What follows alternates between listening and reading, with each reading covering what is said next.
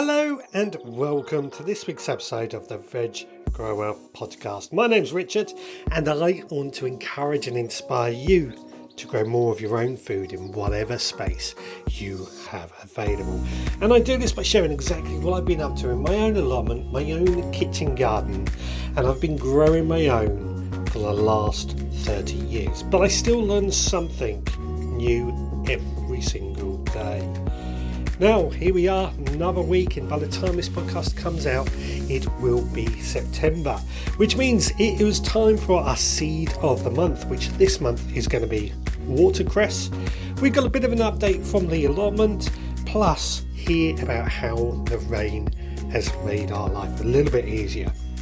So, without much ado, let's get into it.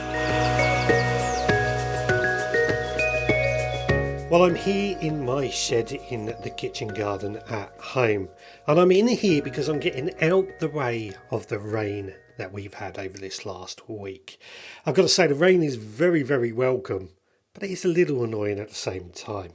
Now, I'm in here because I am sowing some watercress.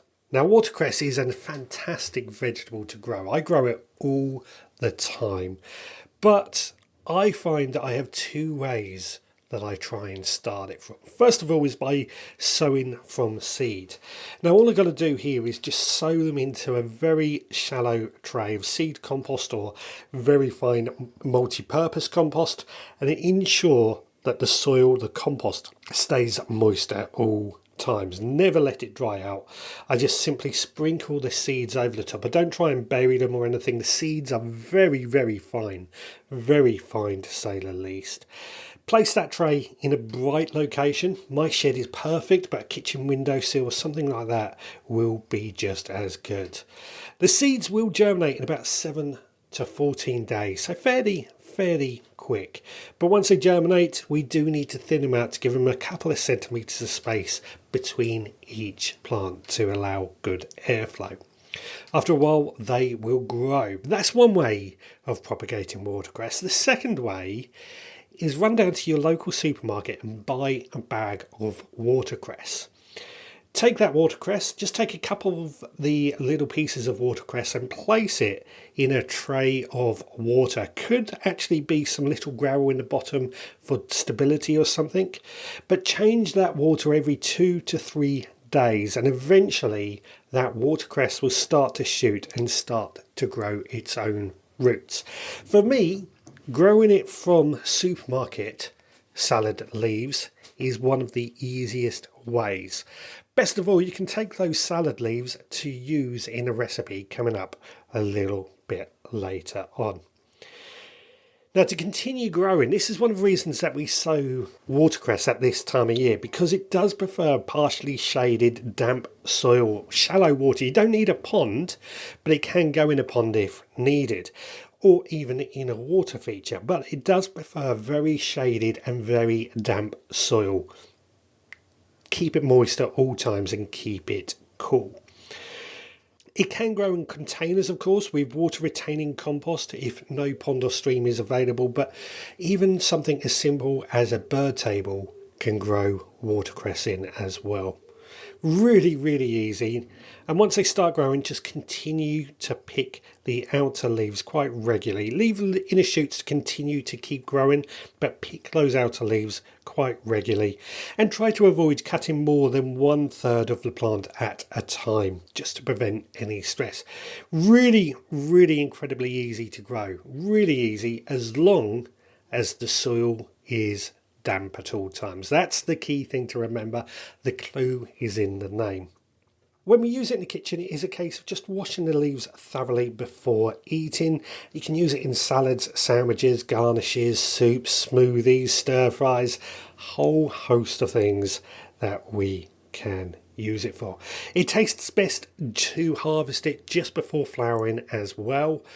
But one of the fears I do hear is with people concerned about liver fluke, which is a disease found in livers. As long as the water is refreshed regularly, it shouldn't be a problem.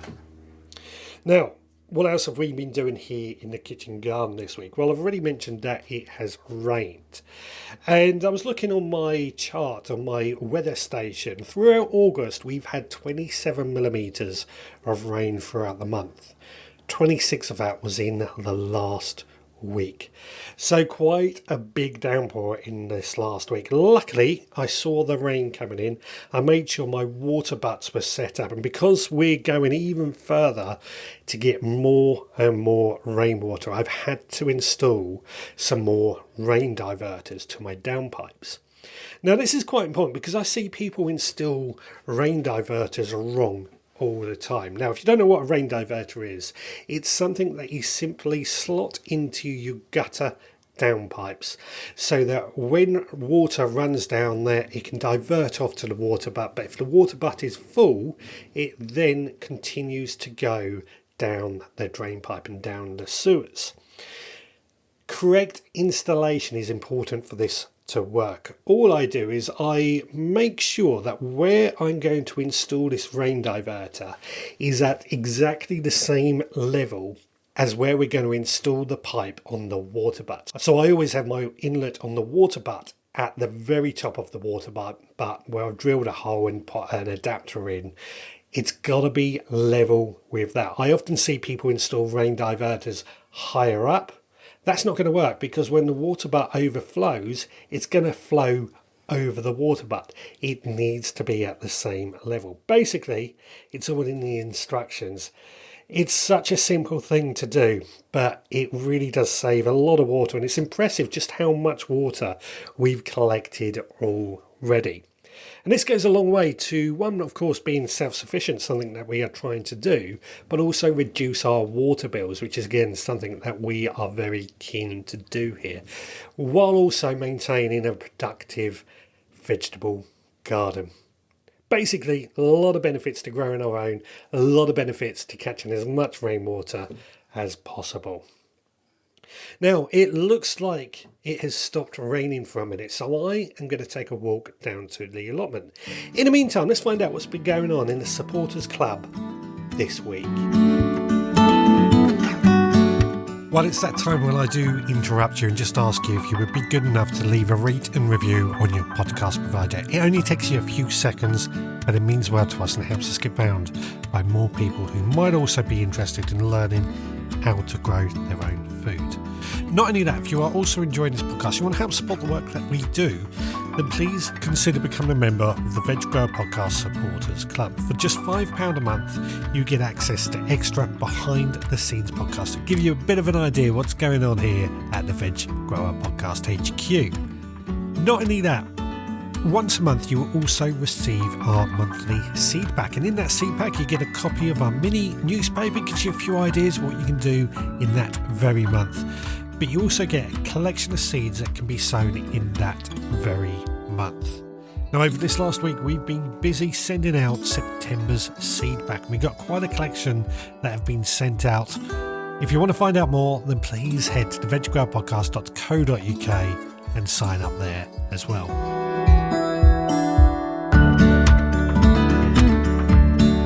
Well, I'm down on the allotment now. The sun has actually came out and it's rather welcome. Although, I've got to say, the rain showers this week has been very welcome, as I've already mentioned.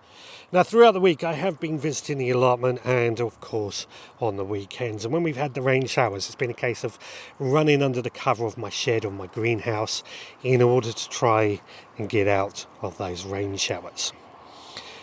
It's been quite good because it's given me the chance to have a bit of a tidy up in both the greenhouse and the shed and just start getting that a little bit more organised.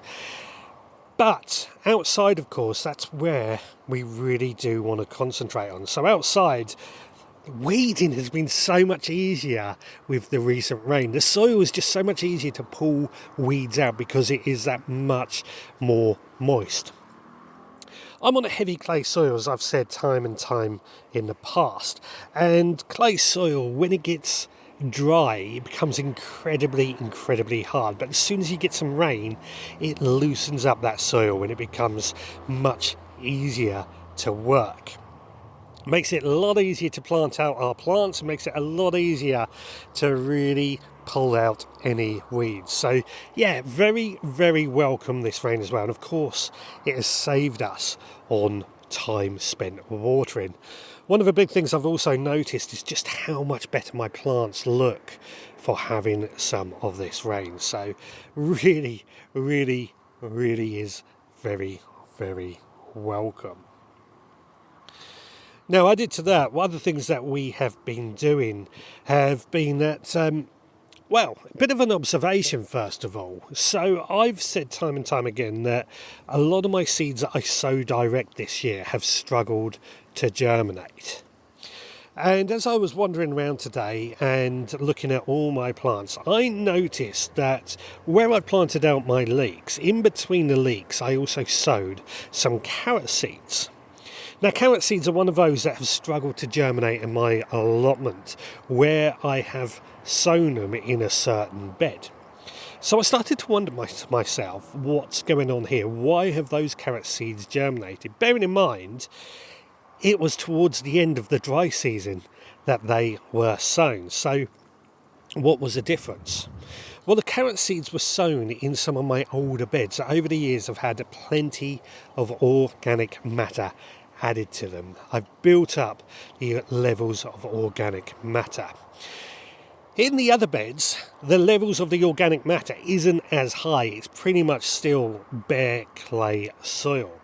And as I've just explained, clay soil can be a bit of a problem. So, what does this tell me? It tells me that seeds will germinate in my soil.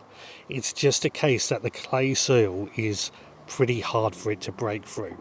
So, in all these beds, I've got to continue adding more and more organic matter, mainly in the form of compost. Now, as you know, I'm always trying to improve the amount of compost we can make. I'm always trying to make more compost on the allotment. At home, it's fairly easy to make enough compost, but here on the allotment, for some reason, it's a struggle. I think it's just purely because I need so much of it. This year, of course, I've added the straw to try and build up those levels, as well as mulch some of my plants, and that has actually worked really quite well. So moving forward, as I've said time and time again, yes, we will be using straw more to tackle our compost problem and as a mulch, but we also need to be able to dig out some compost fairly soon and start spreading that around our beds in order to get them ready for next year. In particular, in order to get them ready for sowing lots of seeds. Carrots and parsnips have been some of those seeds that I have struggled. Now the parsnips, I've checking on those at the moment. We sown those seeds back in May, and the bed that they sown in has had a bit of wood chip over time and other organic matter, but not enough by a long shot. And I can see we have got some parsnips that have actually germinated, but around it are lots of other weeds that have become problematic at removing. So yeah, it's highlighting to me the importance of adding organic matter, the importance of adding compost to our beds. Certainly moving forward, we're going to do that. Now, I know a lot of people will say you shouldn't sow carrot seeds in beds that have had compost or manure dug in. And if you are digging, then I think that is certainly the case, because what you end up doing is getting little pockets of compost mixed in with the soil. But with no dig, what I find is because you've got a layer of compost, you don't get forked carrots. It's generally when there's little pockets, the roots sort of stretch out to the pocket and fork when there's a pocket. So another thing, or another reason why I talk about and practice no dig gardening so much. One of the things that has also came across my thoughts this week is we are constantly hearing that people are struggling with the cost of living, and I completely understand it. It is expensive. Food is incredibly expensive.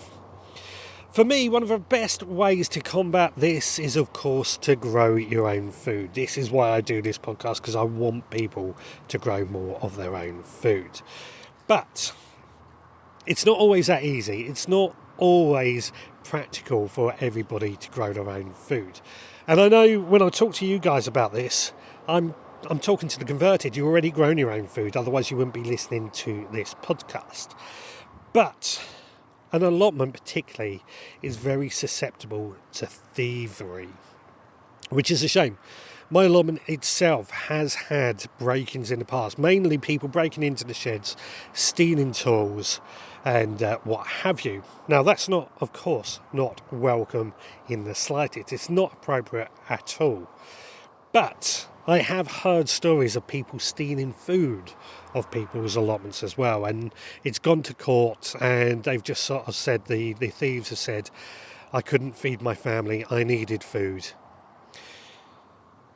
Now, I don't think it's right that people should go hungry. I do think it is a problem, and I would urge anybody that is in need of help to sign up to get help when you need it. And I think the trouble is people are often very afraid to ask for help, too proud to ask for help. But I say we've got to do it. We've got to ask for help. It's no good resorting to thieving. But allotments are easy targets, and with the evenings drawing in, there's a good chance that our security issues are going to need increasing. So at the moment I have got a nature wildlife camera set up so I can keep an eye and see if anybody is coming into my allotment, see if they're going to steal anything. I've made sure the locks of my shed are secure and tight, and that I don't leave anything of value on the allotment, just in case these thieves do come along. Regular visits helps as well, because it makes people aware that there could be somebody here. So it's something to think about. How secure is your allotment, and what do you do to make it more secure? Right, I think it's now time to head on home and into the podding shed. Now, normally this would be Chef Scott's segment. Unfortunately, Chef Scott, his work life is getting a little bit too full for him to continue doing these recipe segments. He will still be doing some, just not as many. So instead, it's going to be me coming up with recipes in between. So let's find out what I'm cooking this week. Chopping all the veggies, sizzle in the air. Chef Scott with the magic, smells are everywhere. Water starts to boil, onions hit the pan. Recipe of the week, let the feast begin. Cooking with Chef Scott, flavors come alive. Tune in every week for a tasty bite. Well, as I already said, Chef Scott is unable to be here this week. Instead, you've got me for the recipe of the week. And this week's recipe uses watercress, something that we've been talking about quite a bit this week at the beginning of this week's podcast. And this recipe is a watercress soup, which is a beautiful peppery soup.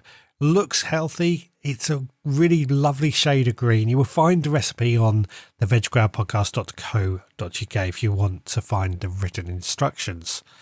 But how I made it is really quite simple. Basically, I sauteed a chopped onion in a pan with a bit of butter, and then added in a chopped garlic clove, which I also sauteed and just cooked for a little bit longer. I then took and peeled 2 medium onions, chopped those up and added those to the pan as well. Cooked that for about a minute, stirring constantly. Then I added 750 mils of vegetable stock and a big load of watercress. Good 4 handfuls of watercress, basically a bag of watercress if you like. I then just cooked that for a little bit longer before potting it into our liquidizer, making sure everything was cooked, of course, in our liquidizer. Chopped it all up and then cooked it for a little bit longer, about 20 minutes, until it was nicely heated and cooked all the way through. Added a bit of salt and pepper for a bit of seasoning, and then a bit of double cream. Gave it a good stir and served. Absolutely delicious, really easy to make. There's easier way to make soups as well. If you have a soup maker or a kitchen ninja, it makes it very, very easy. Great way to use up some of that vegetables as well. So go give it a try, and please do let me know how you get on with it. Right, back to the gardening. Hi, my name's Andy Gill, and I live in mid Wales in Powys, where I've got a 3-acre small holding, and happened to come across your podcast recently. I was quite inspired by the piece that you did on hot bin composting. And unfortunately, I couldn't afford to buy the real thing, but over the last few days, I've actually created my own homemade hot bin, which I'm quite proud of, using insulated polystyrene boards. Anyway, keep up the great work, and I'm really enjoying learning lots from you and top tips from other people. Thank you.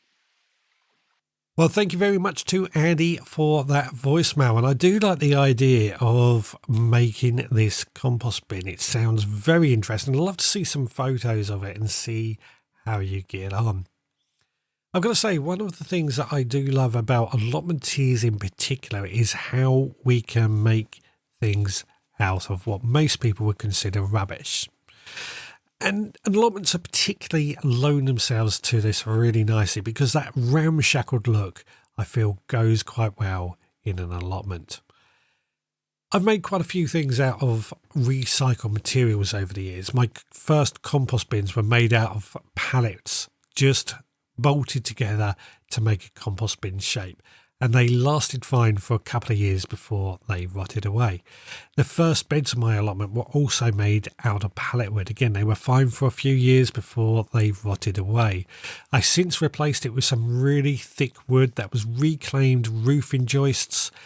That is starting to rot away, so we're going to have to look at how we can start patching those up and replacing the rotted wood away fairly soon. Now, I say this because we are just coming into autumn, and this is when the garden starts to slow down, starts to get quiet. But after the autumn, we are then, of course, into winter. And for me, winter has always been that time that we can tackle quite a few infrastructure jobs when there's less going on in the garden, less going on in the allotment, less growth going on. We got more time to concentrate on what I class as the bigger infrastructure jobs, but we've also got less things growing so we can actually do things. And one of the things I'm going to have to do over this winter months is replace the sides of some of these beds. So all I've got to do, measure out the wood, go get the wood, cut the wood to size, and then screw it back into place, all while trying to maintain that bed. I don't want to lose anything in it.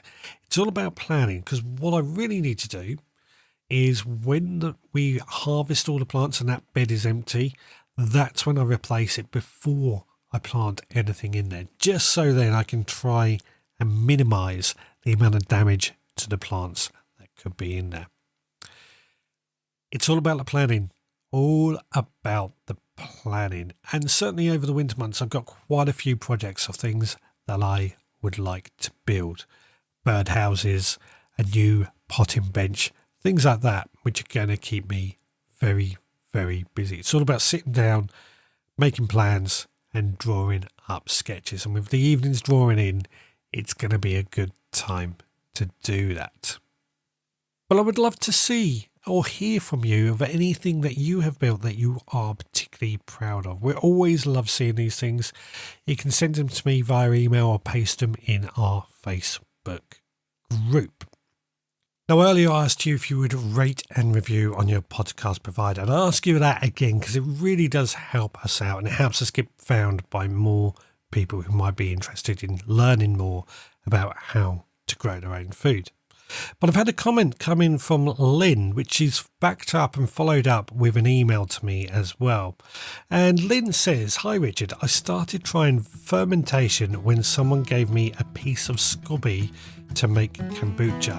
It's fantastic. I love it. Started simply with a normal tea bags. Now I've used green tea, chai tea, and also added flavourings and made it fizzy. Just tried homegrown apple and blackberries in a second fermentation. Delicious.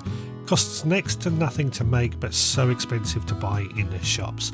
The SCOBY has grown so I can make increased amounts now, plus divide it to give away. Lynn."